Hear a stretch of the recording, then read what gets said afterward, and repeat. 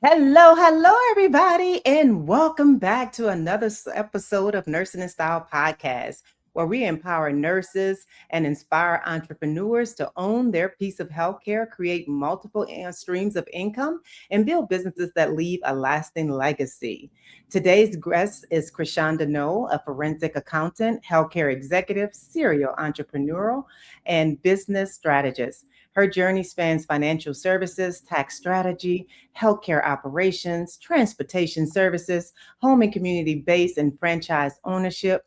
Today, we're talking about entrepreneurship, money, building businesses from the ground up, and the real world strategies entrepreneurs need to thrive in today's economy.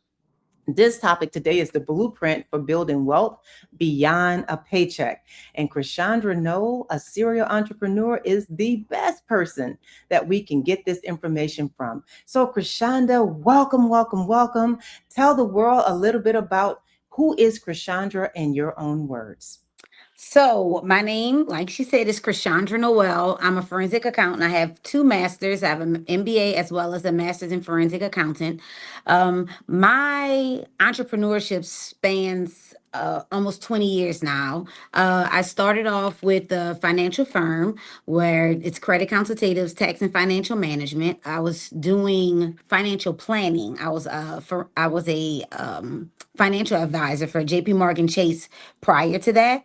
And I left there and opened up my own firm. Within opening my firm, a nice man came into my office and was having very bad tax problems. And I was helping him transfer over a 401k into a private investment.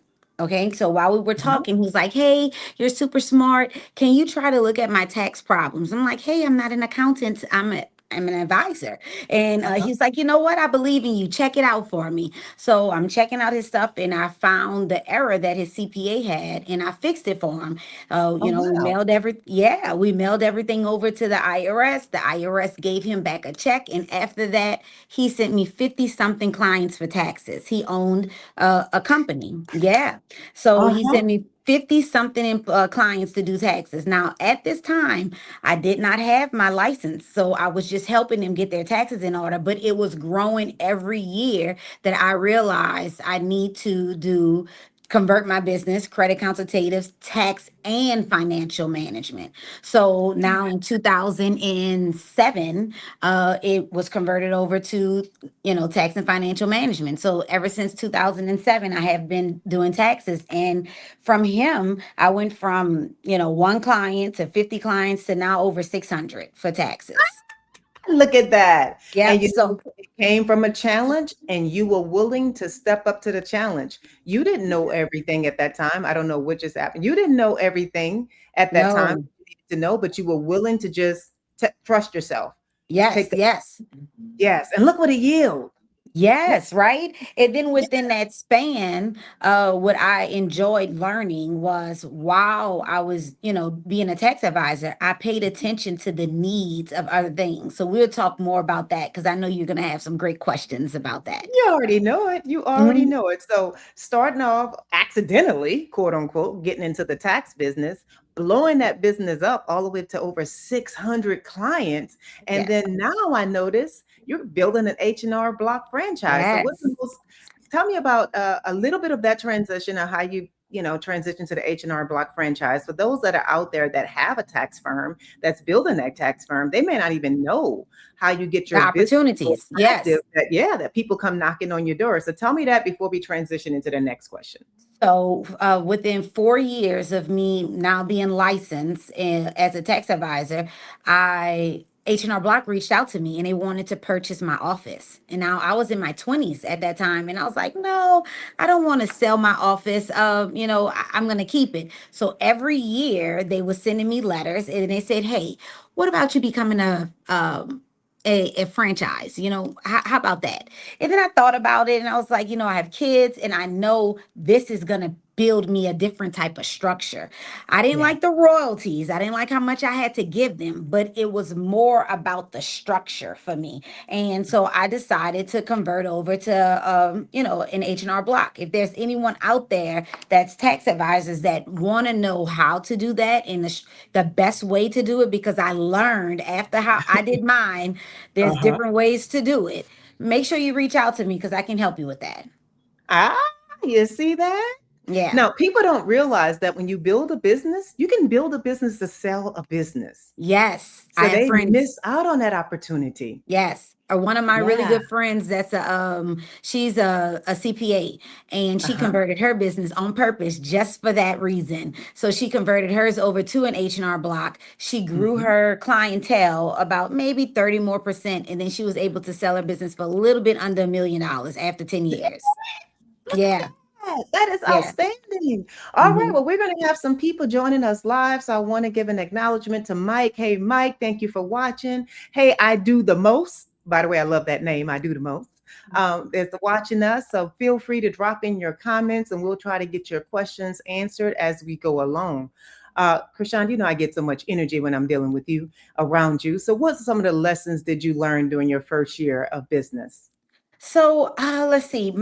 There's quite a lot of lessons Just give because us one let's lesson. structure is Structure. important. Structure is Mhm, important because in the beginning of my business I was an LLC, like mhm, I was saying, I came from the background as a financial advisor, so I mhm, didn't know the whole structure of accounting. So once I started doing more taxes, I went back and got my master's in forensic accounting because I wanted to know everything. So when you want to master something, you take the hardest class. And I made sure I did that with forensic accounting. So when I took the forensic accounting class, I learned every type of entity it was. It's not just an LLC. So a lot of people think LLC is a federal thing. It isn't. The LLC mhm, is statewide. So the federal looks at your company as a sole proprietor. You look at it as a S corp, a C corp, a partnership.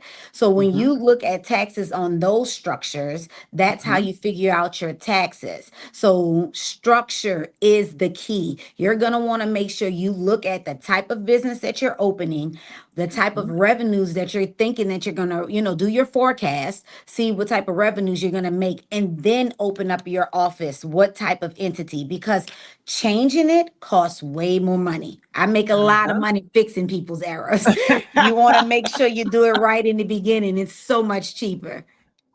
I love it. I love it. So what are the most common tax mistakes? I think you just gave one. Most common tax mistake entrepreneurs make sounds like when you're setting up your business structure. It's just If you don't know going. which route you're going, you're Yeah, messing it if you up from the don't know beginning. exactly. So it's Mhm, important. A lot of time our people don't want to pay. They don't want to mhm, pay in the beginning, but you're gonna pay in the end if you mhm, don't do it properly. And it's so much cheaper to get it done in the beginning because talking to an mhm. advisor might cost you a few $100s, but they're gonna Mhm. make sure your structure is the right structure for what type of business you're building. I always tell my people, I said, all the students that come to my course, please, please, please have a tax strategy meeting no later than the end of third quarter. Third quarter, not even Yes, the end, the beginning of third quarter. Like have a tax strategy meeting, pay for that tax strategy meeting so that you yes. know where you're heading to.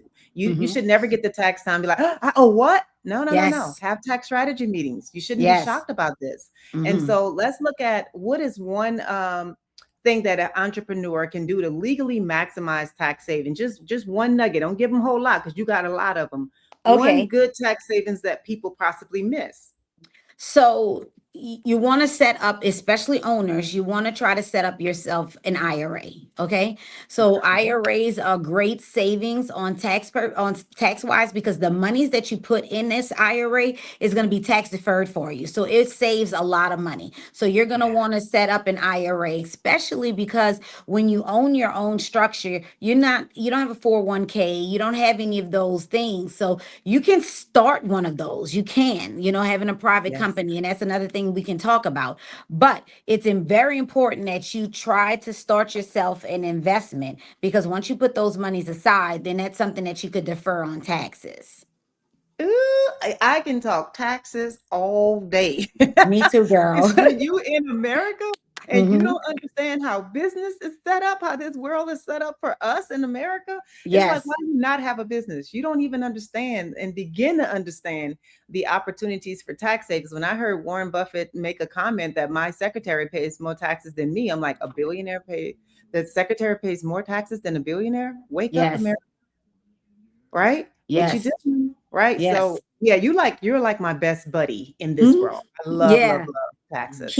So now let's talk about this. So you were with forensic accounting, started off with financial planning, kind of got challenged, went into the tax side, and then all of a sudden you're the owner of Pelican State Home and Community Services. How did you flip from tax business to healthcare business? Doing taxes. So while while I'm in the office, so what happened was in 2011 12 in 2012, a client came in. I was doing her taxes for a few years, 4 or 5 years now, and I just asked about the company that she worked for because I'd never heard of the company. That's one big thing that I always do. I like to research the W-2s Mhm, that come in. I just mhm. want to know, especially if Yeah, it's not a large company that you've heard of. So I yeah. asked more about that company, and it was a medical transportation company.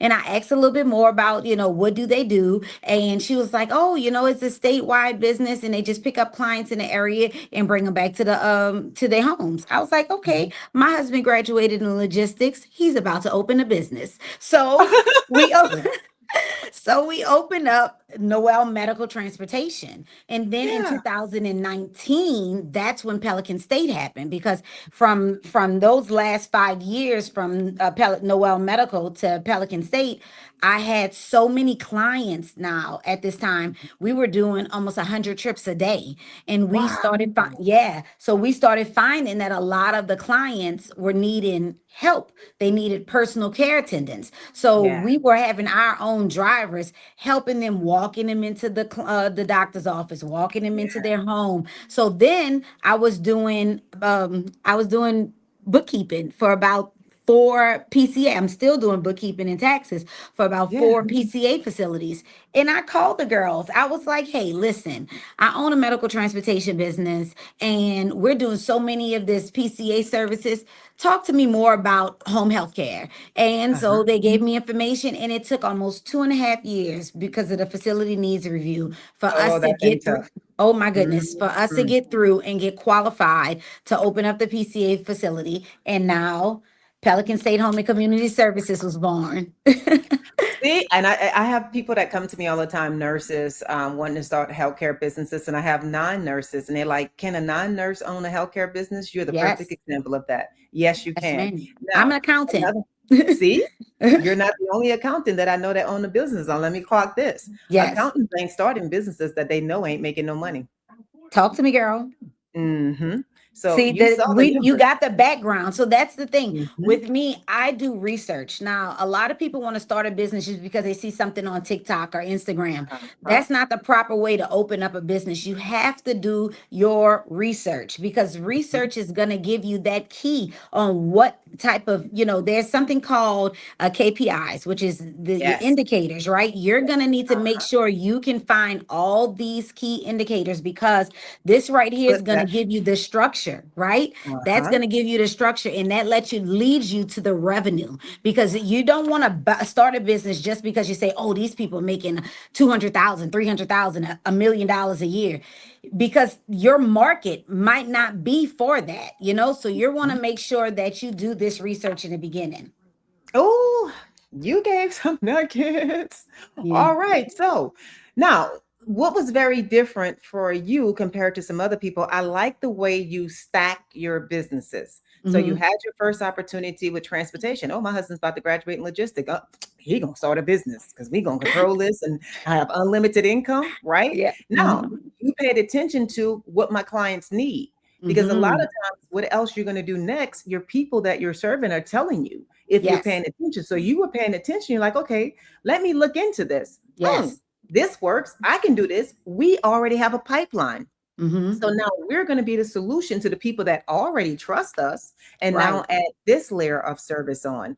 But for those people that are maybe they don't have a pipeline, they haven't done this before, how do you actually get your customers? You successfully launched and grew your home and community-based service business in a highly competitive healthcare market. So let's Yes. talk a little bit about your marketing strategies without giving away too much of your secret sauce. When you first launched your home care business, what marketing strategies do you believe that you use that attract your very first clients, not necessarily the ones that was already in your pipeline, but what else Hmm. did you do organically to get get some clients? So two things that's very important is your community. Okay. You have to make sure you network with your community. And then what I mean with your networking of your community is for home health care, there's social workers. So you're going to want to get to know those social workers because even though there's something called a freedom of choice list, That's those right. social workers will definitely tell those clients because they're getting the clients, so and then they give you the clients. So you're going Mhm. to want to make sure you have that relationship with your social workers, that you're answering the phone, you're checking on your clients, you're sending all the information back to them, on time, because that lets them know you're responsible, you're going to be, the best person for these clients, and Put then that. that's going to give them. Mhm. So your community is your key. Like you can go online and you can do a lot of marketing, you can do a lot of, going online and advertise a lot, but it's mostly that foot on the ground Yep. working with the community. You have to work with the Yep. community. Get your brochures out, knock on those doors and talk to the people in the offices. Give them cookies. It could be simple things, guys, like Yes. drop off some good little cookies, and then Yes. with your business cards, they love a little appreciation. Those people at those front desks, when those guys are checking out, man, they'll give you your card so quickly. I've gotten probably 30% of my clients just because of that. Look at that. And you know what? I tell people all the time because I've been in healthcare nurse executive for a very, very long time. Those salespeople that show up empty handed, I don't even want to hear you.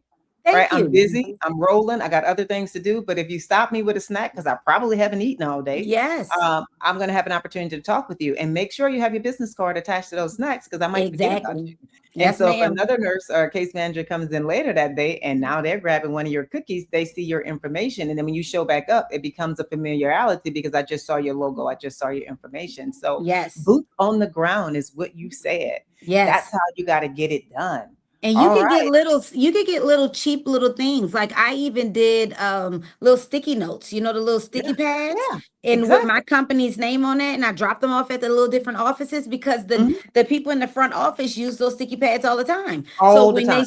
all the time, so when they see it, they're like, "Oh wait, it call these people," So Yes, yeah. look at that. That was a Mhm. great tip. So what do Yeah. you believe was the biggest reason clients choose your organizations over competitors and continue to choose your organization over competitors?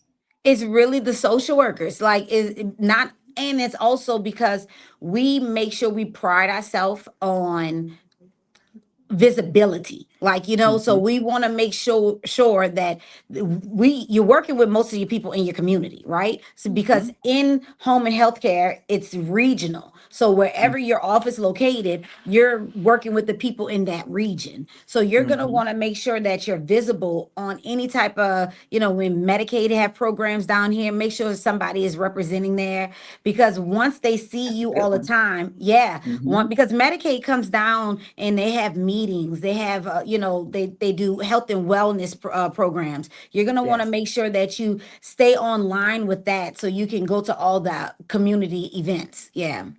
I I love that. really work great with the community. Yeah. So you're constantly hitting it over and over again. You got to be boots on the ground. You have Yes, to be ma'am. visible. You have to get plugged into your community. So if you're serving home and community-based communities, what are those people doing? Get involved, be Hmm. present, be social. Now, I did notice you mentioned a little bit on social media, not necessarily being your big hype thing. Like if you're marketing on social media, but you're not actually in the communities, there could be a disconnect. Tell me a little Yeah. bit about that. Yeah, so what happens is when you're online and you're doing all your advertisement, you're not sure where that market it is for that Mhm. online, because you could be showing stuff to people in New Orleans, but you can't service the people in New Orleans. You're not too sure where that internet is reaching out to, so Yeah. if you want to do online marketing, you're going to want to make sure you sign up with a company and say, hey, I want to do these zip codes, because when you're Mhm. in home health care, your region is the people you're servicing. So nothing's wrong with, like, for advertising for my H&R Block, I do things Uh-huh. online. I do things online for that. But when it's for my home health care and my PCA facility, I do a little bit more Facebook online online because I know Mhm. Instagram and YouTube, that's a larger, Mhm. area, and I can't service everybody in those areas, because the Right. the state requires you to be in a certain location. Yeah. So I try my best to just make sure that for whatever business that I want to do marketing for, I make sure I Mhm. do it the proper way. Because listen, 20 years into business, you learn so much and you waste money so many times. That's why I'm a great coach because I can be Right. like, hey, don't do that. That's It's right. not going to work. That's So right. after 20 years and hundreds of thousands of dollars of marketing, yes, Yep. I'm not Mhm. playing when I'm telling you Mhm. H&R Block gets it out. So I'm telling you, hundreds of $1,000s of marketing. You want to make sure that when you start a business, you want to talk to somebody that understands the business, sets your Mhm. structure up properly, and can give you Mhm. the proper coaching on how to do it. I got to have you back in my coaching classes as a guest just to knock out on that proper structure because that is imperative. Uh, Yes. so let's talk a little bit more about what role did consistency play in your marketing efforts? Because some people like, I did that. I did it for 3 weeks. I ain't getting nothing, and they go dormant. What role No. does consistency play in your marketing efforts? Listen, you have to stay consistent because one thing I learned, like I said, in those years of going through every type of marketing I can try, I Mhm. quit when I thought something wasn't working. But then I Mhm. got mad after the first 5 years. You think about all the money that you spent after quitting. So I decided, you know what, let's keep it going. Mhm. Sometimes it takes 6 months to a year before that type of marketing strategy will even work for you. So you're gonna want to stay consistent to something that you know is a proven win. Because even if you don't see something for the first 2 months, 3 months, 4 months, you have to keep it going, reposting it, resending it, redoing it. Because nothing wrong with you reposting the same video or the same message That's right. because the people that saw it the first time, they might now understand it a little bit better, That's listening a right. little bit better, sharing it this time. You never know. So keep consistency because if you know that's a proven way of something working, keep it going. Like what they used to say, if it's not broke, don't try to fix it or something like That's right. that. That's right. If it ain't broke, don't fix it. Keep moving. Keep Yep. moving. Yeah. Yep. So I like to make sure that like I said, structure again is Yep. always, yeah. So I have a list of, let's do it this way. After 3 months, then you move this way. And I have a different marketing structure for each one of my businesses. H&R Block, mostly online. Noel Mm-hmm. Medical Transportation, community, outside in the streets. Pelican State, Uh-huh. outside in the streets. Yeah. Uh-huh. That's got your framework on that. All right. So let's see. What would you say to a nurse entrepreneur who believes that their marketing feels uncomfortable or too salesy? I have a lot of nurses that say, I don't want to be in front of the camera. I don't want to do videos. I'm afraid to go out there and talk to people. What's your advice on that? So I was that person, What? yes, I'm kind of still that person, right? So Wow. yeah, so that's why I'm really just getting really good into doing more of like, I don't mind the feet on the ground and knocking on doors and talking to people, right? My Yeah. whole thing is the internet part is kind of scary. So Mhm.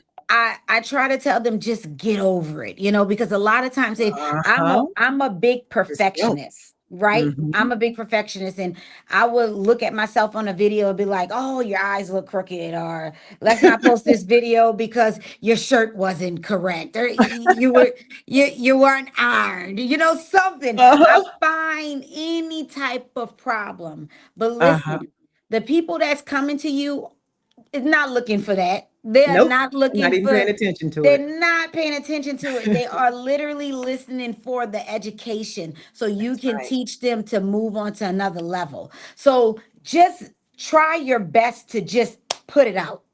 Just Yeah. put it out. Get it Yeah. done, ladies. Get it done, gentlemen, because if you the longer you wait, procrastination is not good. A lot Mhm. of times people want to wait until they have it perfect. No, Yeah. ma'am. I do not Yeah. believe in it. I do not believe in it. Right now, I'm in the process of opening a sober living home for 20. What?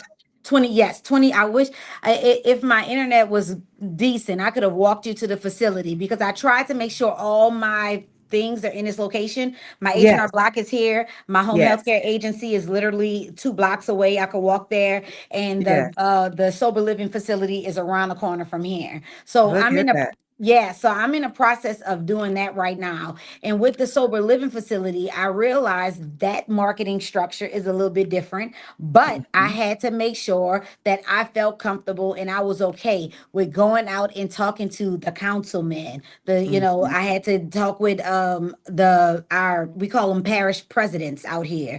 So I Right. had to get meetings with those people. But the thing is, you have to tell yourself you belong in that room. Ooh, ooh. Nothing's Say, wrong. say it again. You belong in that room. Okay. You have to believe in yourself. And Mhm. one thing, I love Oprah, right? I love Oprah. Yes. And I remember when I was in my teenage years, she had a segment and she was talking about how she believed in herself. And she was like a whatever she was doing, like news anchor. I don't know what she was doing at Yes. that time. Yeah. But Uh-huh. they came up and said, "Hey, we'll give you, let's say, $1 million." And she was saying, "You know what? If they're offering me that, I have something. I Uh-huh. have something. So Yep. let me work on doing what I need to do for myself." And then that's how her network came out. And now she's a billionaire because she believed in self.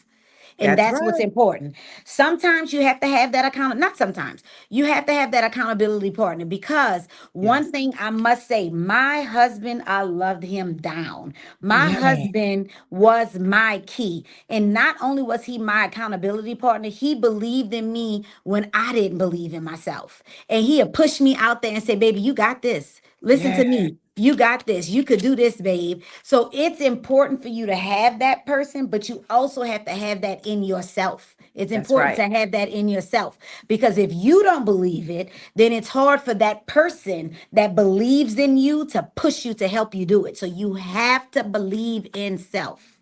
Oh, look. I done came up with so many things were running through my head for you. I'm like, Krishondra is the community champion. You Yes. literally are finding out what else does my community need? How can I be the one that support them? How can I service them? I mean, I can see you're going to be running for some type of political office here pretty soon I because you're so want connected in the to. community. I can tell I you're do. going to be there. I definitely want to, but the thing is, I want to do it so I don't live in a region where Yeah. my offices are. But Uh-huh. I want to You don't be live there a yet. You don't have an right. address yet So because you're I going to end up lived buying here. something. I lived here and I Uh-huh. moved after my mom had a stroke. And I Yeah. moved to about 40 minutes away. But I'm Yeah. going to probably get another location because I love Mhm. Terrebonne Parish so much that this Yeah. is the parish that I just believe so much in. I'm from Orleans Parish, I'm from New Orleans, and I love New Orleans. Don't get me wrong. Yeah. But I became the woman that I am in this office. Like literally, if I go outside longer than 60 seconds, somebody's gonna drive past my office, they're gonna blow the Uh-huh. horn, and they're gonna be like, "Hey, Wow. Miss Noel," because I'm Oh. really in this community, working for this community. Oh, I love Yeah. it. I love it. Now, being a Nickel State girl and being someone that had an opportunity to go to school in that community and live in that community, it is different. It is great. And when you get rooted and grounded in your community, the people they're going to be down for you because they Yes. can see you. And so visibility and trust can kind of go hand in hand. So Mhm. what was your toughest business season? Oh And have man, you ever COVID. wanted to quit? COVID was your COVID. toughest business Oh season. my goodness. Yeah, COVID, COVID was so bad for medical transportation. It was so bad for mhm. medical transportation. So we went from having 13 vans in the state of Louisiana transporting Wow, people to the state changing the rules because so many people couldn't be in the van at the same time. And we that's didn't want right. people Right. And we didn't want people to get sick. So we were only transporting from, it was 7 people at a time down to like 2 or 3. So we only had one person per row, and there's only 2 rows in the minivan, and then one Right. person in the front. And then sometimes, depending on what the driver was, that driver didn't want anybody in the front. So we were only doing about 2 people. So we lost almost 70% of our income. Do you hear me? Whoa. 70% of our income, and we are gradually growing back. We went from Yeah. making almost, can we speak numbers on here? You is this up to you?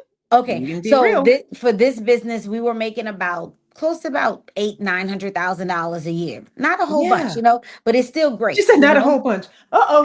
Uh-oh. in You got to know comparison. what rooms you're in. You got to know what rooms you're in. See that little money to her. Let's go. Let's so go. so we were making about 800 or 900,000 dollars a year, and now Hmm. the business is making, growing back to about 400. But we went for about three Yes. years about 200 and something thousand dollars a year. So it was not where it needed to be. COVID has really done a number on non-emergency Yeah. medical transportation in every state, because I did the research and I found out it's in every state. So they're Hmm. growing back. So what happened is Uber and Lyft came in right after COVID, and Uh-huh. now these people are taking 1 and 2 people, and they're doing Uh-huh. it for cheaper prices. So since they allowed Uber and Lyft to come in the market, now the mom and pop stores, I want to, not stores, but offices from Yeah. non-emergency medical transportation, we lost a lot of clientele because now they're giving it to the Uber and Lyft after COVID. Hmm. So not Hmm. only did that come in and took a toll on the transportation, but how many people you're going to place in your vans now. We go now up to about 5, but Yeah. we still not getting to that 7. And that's a okay thing. I'm okay with that. But Yeah. another thing is, just to put a little something about me as well, I'm on 2 boards. I'm on the board, I'm the treasurer of the board for the state of Louisiana for non-emergency medical Community transportation. champion. Yes, Hmm. ma'am. So since I'm Uh-huh. on the board, I wrote for a pay increase that just Yes. got approved. So Congrats. they used my cost break analysis and believed my cost break analysis, and for the first time in so many years, they allowed for somebody outside of the state to come in, do a cost break analysis, and they took mine and implemented these new rules. So the governor just got it. It got passed through the board, and I was able to meet with so many senators. I was able to sit in front of the state of Louisiana and talk about non-emergency Yes. medical transportation. And with that bill, it has changed where now we're going to get about a 60% increase, in which we've been needing that. So starting by January, non-emergency medical transportation should be doing so much better. Look at that. Yeah. Y'all in Louisiana, you better clap it up. Yes, yes. Krishondra is a community champion. All right, Krishondra, as we are winding down now, we're going to go through our rapid fire questions. So, rapid fire first thoughts, spit it out, don't overthink it. What is the Okay. biggest myth about building wealth? Biggest myth about Just one building one wealth. sentence or one liner. What's the biggest myth about building wealth? Okay, so people think that saving your money is the way to build your wealth. And that's not true. I hate to say it like that. Is saving It's money is facts. it's the facts. It's Saving facts. money, you're gonna get 2-3% interest. That is not the way to build wealth. And borrowing other people's money is definitely the way to build wealth. I am Oh, you in the just dropped position. You drop I nuggets. just You drop nuggets. We gonna let them I'm come to you. Hold some yes, of that. hold We that. gonna let them come to you. All Because I right. help with financing. Yes. There we go. So, what's one thing every entrepreneur should stop doing immediately? Looking at TikTok and believing the stuff people are saying, believing the stuff people are saying on TikTok. Oh my God. If people call me one more time and saying they see something on TikTok, is this true? No, it's not. It's not true. Most of these people on TikTok that is giving you information are not certified accountants, and they are not Uh-huh. certified financial advisors. So they find Yes. out little rules that their state are implementing and just throw it out as if it's everywhere. That is not true. Uh-huh. Oh, good job. Good job. What's one thing every entrepreneur should start doing immediately? Reading, it's very important. So there's a book about building wealth. I am so terrible about remembering the names of books, but I am a big reader. Uh-huh. But Uh-huh. there's anything Warren Buffett comes out with, you're gonna want to read Uh-huh. it. There's Uh-huh. one that's about oh my God, I'm reading it right now and I cannot think of the name of it. But you're gonna want to definitely find any type of books about Mm-hmm. financial growth and read those because they have a lot of great nuggets in them. See that? So people that are on a move, that are in the money kind of market, people that are looking to progress are always reading. I hear that over and over again. What's the best investment you ever made? It's crypto. I hate to say it like that. Hey, it is what it is. Crypto. I What's one? believed in it. I believed in it in the beginning, and Uh-huh. I made about $700,000 in about 4 months with Look at crypto. And I wish to God I was still involved in it like I was. I got a lot yes. of my good friends involved in it, and they're still making a killing. But I am so overwhelmed with all these other things that I got going on. I was doing this during COVID when I Yeah, had more time, and during that's right. COVID. I invested in not Bitcoin. It's oh God, that's so sad. I can't even remember. I got made all that money. It's okay. I would rather Yeah, for you to not to throw it out because there I you don't want go. anybody to take that as financial advice. So Right, let's not do very that. good. There What's you go. one financial habit that has contributed most to your success? Stability, like Hmm. finding. So what happened was when I started my tax and financial management office, I also owned a daycare, and I did Hmm. not have a structure in place, right? So Hmm. I brought in the money and I spent it rather than saying, okay, let's make a plan. 10% needs to be for the food for the kids, 30% goes to payroll. You're going to Yeah. want to make sure your first month you line up every single dollar, every single penny that you make, and then you count all your expenses, and then that gives you Hmm. your bottom line of what you have left over. That Hmm. number is what you made, guys, after Yes. expenses. A lot of times people think, oh, my business made $10,000 this month, and they think you made $10,000. No, sir. You had bills, you have expenses, you have all Right. these other things that you have to pay for. After that, after you gross your net, that is what Yes. you're bringing home. That is your revenue. Make sure you pay attention to that. I love it. What's something wealthy people understand that others often overlook? Borrowing other people's money. Every Uh-huh. Very single good. one of my friends. I have a friend that's worth 10, $15 million. Yes. And every single business that she's ever opened, she's never used her money. Never. Uh-huh. Never. Oh, what is your definition of a wealthy life? I think I know it. Being on a cruise all day. Let me say, no. You better have a whole lot of stock in them cruises because you love cruising. I love cruising. I'm gonna be on one in 3 weeks. See? Um, l- Yeah. let me see. I think I think being your own boss and Hmm. relinquishing your time back is very Hmm. important. Having that, and that's where I'm trying. I'm a helicopter manager. Okay. Yeah. All these businesses that I have a director over my PCA facility. That Yes. business makes great money. And that Yes. business, I have a lady that manages that, and I love her Yes. to death. And For I the let her do that. inspiration of the listeners, for are you uh are you happy in six figures, seven figures, eight figures? Where would you say your business is? All of when I combined, Uh-uh. I'm one Yeah, at a let's time. combine it. Let's combine it for some to cover so we don't have to break down the individuals. Let's just combine it. Combine businesses, six, seven, or eight. Where you at? I'm definitely mid sevens. There you go. So that should be an inspiration to you all as we close out on today, that you have to have a desire for the things that you want. You have to be curious. You got to do it scared. You're not going to know everything to do. You have to be visible when you're Yes. out here trying to build a business, and you have to be consistent. And Mm. most importantly, you got to have someone that has great financial strategies on your side. You need a great tax person. I always tell people your tax strategist, your tax preparer, your CPA, those are your best friends in business. So make sure if you don't have a best friend in business, you need to get one today. today. So your Yes. story, Krishondra, reminds us that wealth is not built by chance. It's built through strategy, education, execution, and the courage to start before everything else feels perfect.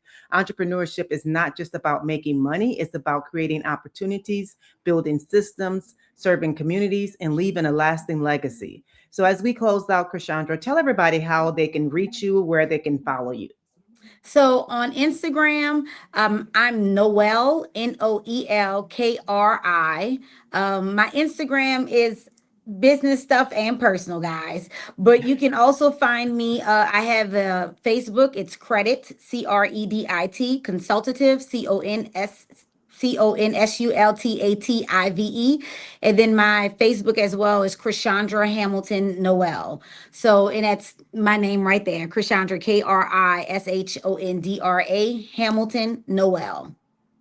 Krishondra, I don't know about anybody else, but I had an absolute joy being on this call with you. A lot of amazing nuggets drop. I want to thank Aisha Smith. She was on here with us. Hitler was on here with us. Sid Lou, which is Sunita, she was on here with us watching. You had a lot of claps. We had somebody that was excited, that Aisha was so excited that you're from Southeast Louisiana. Mhm. So just as we close out, these are your Louisiana sisters bringing you the absolute best in entrepreneurship. Have a great day, everybody. Bye bye.